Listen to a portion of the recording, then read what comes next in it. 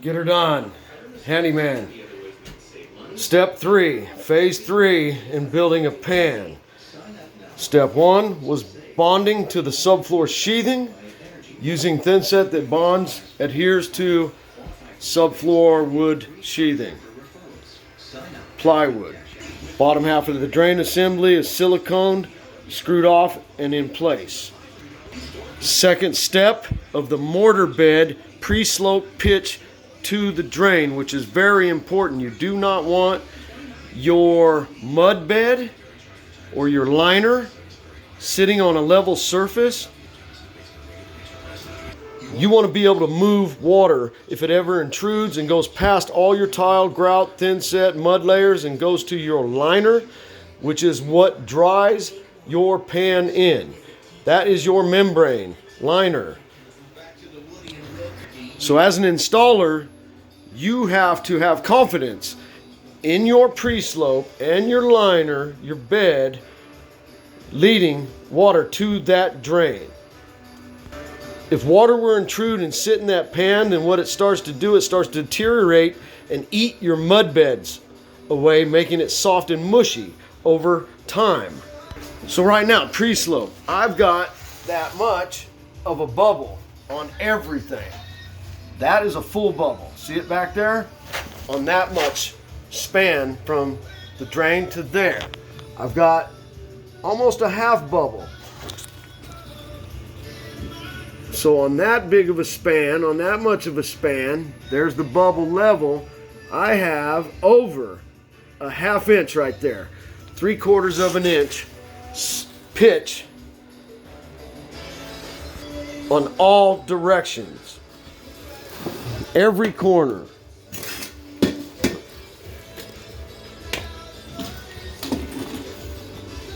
Everything leads to that drain. Boom, there's level. Over 3/4 of an inch. Boom. 3/4 of an inch by the time you get to that drain. So pre-slope is established. Now let's set the drain liner. Let's put the felt in first. So I scraped all the boogers. Now 30-pound roofing felt goes in and acts as my cushion for expansion and contraction, building movement. I need my pan liner to sit on a cushion and not rub against cement, mortar, which would eventually wear a hole if the building moves a lot.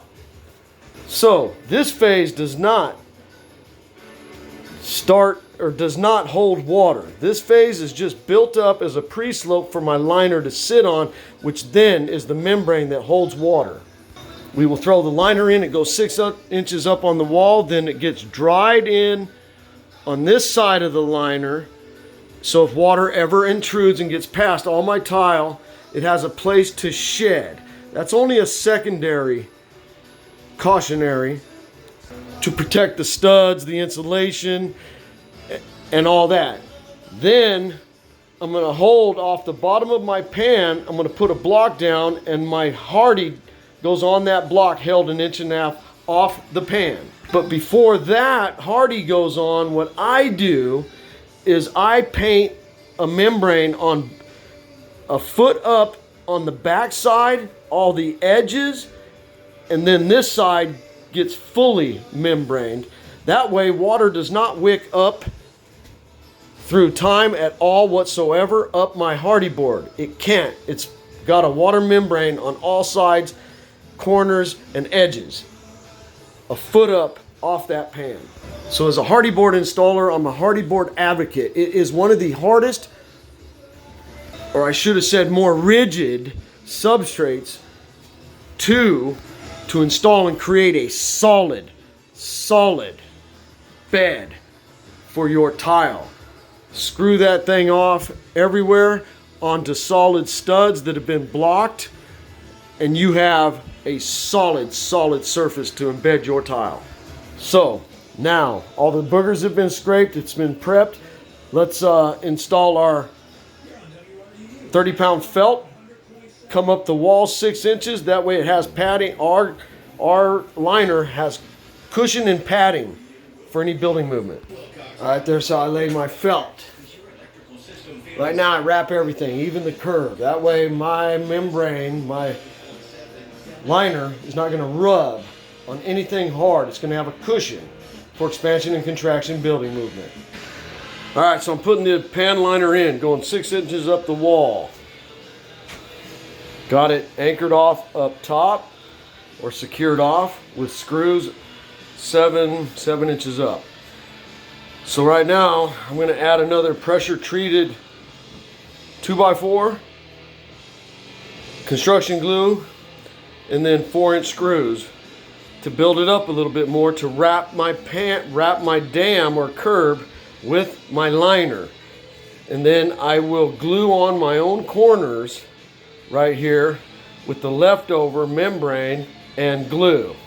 I'll have everything wrapped and glued off. So right now I forgot my keys to the trailer. I have no tools as far as I can get. So I'm gonna have to cut this off, make a few phone calls, and show you how to build your own pan. And I'm at the liner phase right now.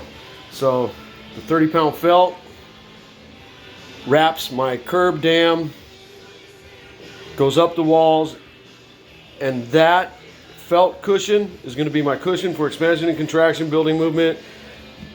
And right now I'm going to cut out. You have to be real careful the way you cut out, and around each bolt, and then secure this thing. I'll glue the bottom of this liner to the secured bottom half of the drain assembly, and then I will pinch the liner between that bottom assembly and the locking part of that drain assembly, and then tighten it down, and I now have a waterproof pan that I can build my 3-inch mud layer up from with a pre-slope pitch to that drain. All right guys, I'm gonna make some phone calls and get her done.